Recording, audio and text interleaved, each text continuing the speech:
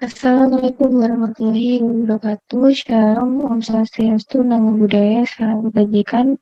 Pertama-tama saya mengucapkan banyak terima kasih kepada dosen pengampu mata kuliah Pendidikan Kewarganegaraan kelas 47, Bapak Dr. Ahmad Taufik, SSMPD, yang telah memberikan waktunya kepada kami untuk dapat memaparkan materi terkait civic education atau pendidikan kewarganegaraan sebagai sarana pengembangan pola berpikir kritis dan bersikap demokratis.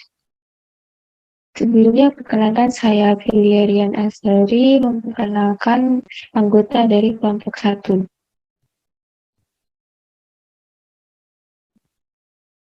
Jadi anggota dari kelompok 1 sendiri diantaranya ada saya sendiri, Filiarian Asari dengan NIM 2019, 1080, 1010, Dwi Wulandari dengan NIM 2115, 1070, 1047, dan Muhammad Khairuddin dengan NIM 2115, 1090, 1070.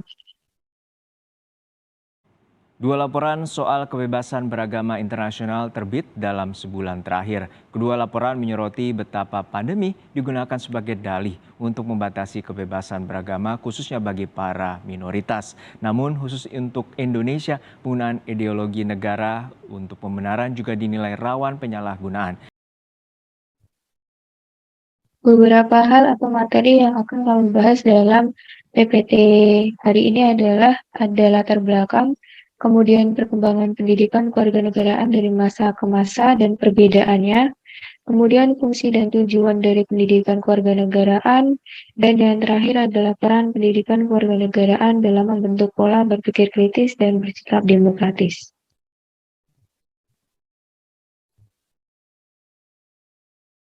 Sebelumnya, pemilihan judul ini dilatar belakangi karena bangsa Indonesia telah mengalami 3 tahapan masa. Di antaranya yang pertama, masa ketika bangsa Indonesia mengalami penjajahan oleh bangsa luar. Kemudian dilanjutkan dengan masa ketika bangsa Indonesia melawan penjajah dalam memperjuangkan kemerdekaan. Kemudian mengisi kemerdekaan dengan pendidikan dan pembelajaran, salah satunya adalah dengan melalui pendidikan kewarganegaraan. Lalu bagaimana perkembangan pendidikan kewarganegaraan dari masa ke masa? Yang pertama, pendidikan kewarganegaraan pertama kali diperkenalkan pada tahun 1957, kemudian dilanjutkan pada tahun 1965, tepatnya pada tanggal 30 September. Istilah pendidikan kewarganegaraan diubah menjadi pendidikan kewargaan negara yang berlaku sampai 1968. Kemudian tahun 1975, nama pendidikan kewarganegaraan diubah kembali menjadi Pendidikan Moral Bangsa atau PMT, yang dilanjutkan dengan penggantian nama menjadi Pendidikan Pancasila dan Kewarganegaraan atau dikenal dengan istilah PPKN pada tahun 1994. Kemudian pada tahun 2004 digantikan dengan kurikulum berbasis kompetensi atau sering dikenal dengan KBK. Tahun 2006 disebut dengan KTSP atau kurikulum tingkat satuan pendidikan, sehingga pendidikan kewarganegaraan tersebut masuk ke dalamnya. Yang terakhir ada kurikulum 2013 dengan menggunakan pendekatan saintifik. Lantas apa saja yang membedakan pendidikan kewarganegaraan dari masa ke masa? Tepatnya perbedaan tersebut dari masa Orde Lama, Orde Baru, dan masa Reformasi. Jadi pada masa Orde Lama itu pendidikan kewarganegaraan memiliki tujuan untuk menanamkan semangat dan jiwa patriotisme. Selain itu, materi yang disampaikan lebih ke arah penguatan negara dan metode pembelajarannya dilaksanakan secara indoktrinasi dan hegemoni. Kemudian pada masa Orde Baru, pendidikan kewarganegaraan memiliki tujuan untuk membentuk manusia yang berjiwa Pancasila. Materi yang disampaikan didominasi dengan nilai-nilai PA UUD 1945 dan GBHN serta Raperita. Kemudian pada era reformasi terjadi perubahan topik inti kajian yang diantaranya ada persatuan dan kesatuan bangsa, yaitu hidup rukun dalam perbedaan, cinta lingkungan, kebanggaan sebagai bangsa Indonesia, Sumpah Pemuda, Keutuhan Negara Kesatuan Republik Indonesia, partisipasi dalam pembelaan negara, sikap positif terhadap negara kesatuan Republik Indonesia, serta keterbukaan dan jaminan keadilan. Dan selanjutnya ada topik inti kajian terkait norma hukum dan peraturan, yaitu berupa tertib dalam kehidupan keluarga, tertib di sekolah, norma yang berlaku di masyarakat, peraturan-peraturan daerah, norma-norma dalam kehidupan berbangsa dan bernegara, sistem hukum dan peradilan nasional, serta hukum dan peradilan internasional. Kemudian ada hak asasi manusia yang di dalamnya terdapat beberapa materi yang disampaikan, di antaranya adalah hak dan kewajiban anak, hak dan kewajiban anggota masyarakat, instrumen nasional dan internasional HAM, pemajuan dan penghormatan HAM. Kemudian ada kebutuhan warga negara yang di antaranya ada hidup gotong royong, harga diri sebagai warga masyarakat, kebebasan berorganisasi, kemerdekaan mengeluarkan pendapat, menghargai keputusan bersama, prestasi diri, persamaan kedudukan warga negara. Dan selanjutnya ada konstitusi negara yang berupa proklamasi kemerdekaan dan konstitusi pertama, konstitusi yang pernah digunakan di Indonesia, dan hubungan dasar negara dengan konstitusi. Dan selanjutnya ada kekuasaan dan politik yang di dalamnya mencakup uraian materi kajian berupa pemerintahan desa dan kecamatan, pemerintahan daerah dan otonomi, pemerintahan pusat, demokrasi dan sistem politik, budaya demokrasi, menuju masyarakat madani, kemudian sistem pemerintahan pers dalam masyarakat demokrasi. Dan selanjutnya ada Pancasila, yaitu kedudukan Pancasila sebagai dasar negara dan ideologi negara, proses perumusan nilai-nilai Pancasila sebagai dasar negara, pengambilan nilai-nilai Pancasila dalam kehidupan sehari-hari, serta Pancasila sebagai ideologi terbuka. Dan selanjutnya juga membahas terkait globalisasi, yaitu globalisasi di lingkungannya, politik luar negeri Indonesia di era globalisasi, dampak globalisasi, hubungan internasional dan nasional, serta mengevaluasi globalisasi yang terjadi selama ini.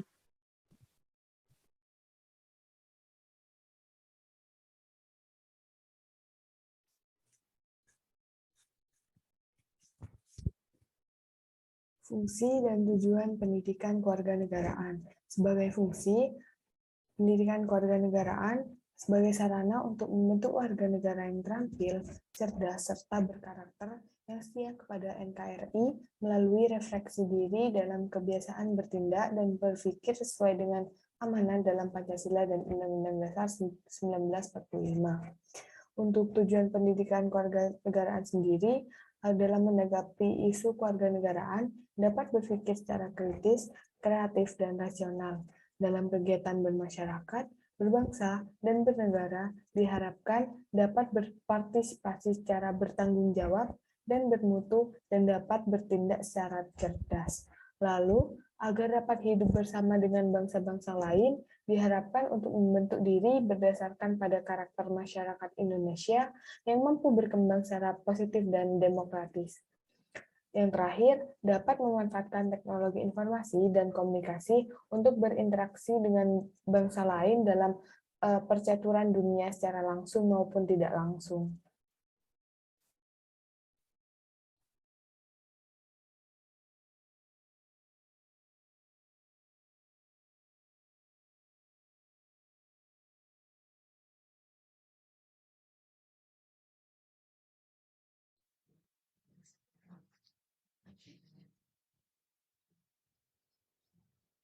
Baik, selanjutnya saya teruskan tentang peran pendidikan kewarganegaraan dalam membentuk pola berpikir kritis dan bersikap demokratis. Pendidikan kewarganegaraan didesain sebagai bidang studi wajib pada setiap jenjang pendidikan yang dari dasar hingga pendidikan tinggi yang bertujuan untuk membentuk siswa menjadi manusia yang memiliki rasa cinta tanah air dan kebangsaan sesuai dengan Undang-Undang 1945 dan Pancasila. Beberapa topik yang terdapat dalam pendidikan kewarganegaraan seperti hak asasi manusia, keragaman suku dan budaya dapat membantu dalam berpikir secara kritis serta demokrasi lebih mendalam kembali. Hal tersebut karena konsepnya bersifat saling memiliki hubungan antara satu dengan yang lain. Banyaknya yang berpendapat bahwa atribut penting untuk sukses dalam kehidupan pada abad 21 adalah kemampuan berpikir kritis. Pendapat tersebut didasari oleh semakin kompleksnya permasalahan kehidupan yang dialami oleh manusia baik dalam kehidupan pribadi maupun kehidupan bermasyarakat, berbangsa dan bernegara. Untuk mendukung tercapainya tujuan pendidikan nasional dalam rangka pembangunan bangsa dan karakter, diperlukan tumbuhnya karakter demokratis pada setiap warga negara. Berbicara tentang pembentukan karakter demokratis yang akan dikaitkan dengan pendidikan kewarganegaraan bukanlah pembicaraan yang baru lagi, karena dalam hakikatnya sejak awal dibentuk, pendidikan kewarganegaraan dirancang untuk upaya mempersiapkan setiap warga negara agar bisa berpartisipasi aktif secara politik dalam kehidupan berbangsa dan bernegara. Pendidikan kewarganegaraan didesain sebagai bidang studi wajib pada setiap jenjang pendidikan, yang dari dasar hingga pendidikan tinggi yang bertujuan untuk membentuk siswa menjadi manusia yang memiliki rasa cinta tanah air dan kebangsaan sesuai dengan Undang-Undang 1945. Oke, next.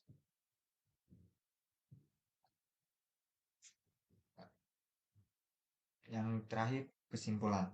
Indonesia merupakan negara sejarah yang telah mengalami masa penjajahan, masa Orde Lama, dan masa Orde Baru.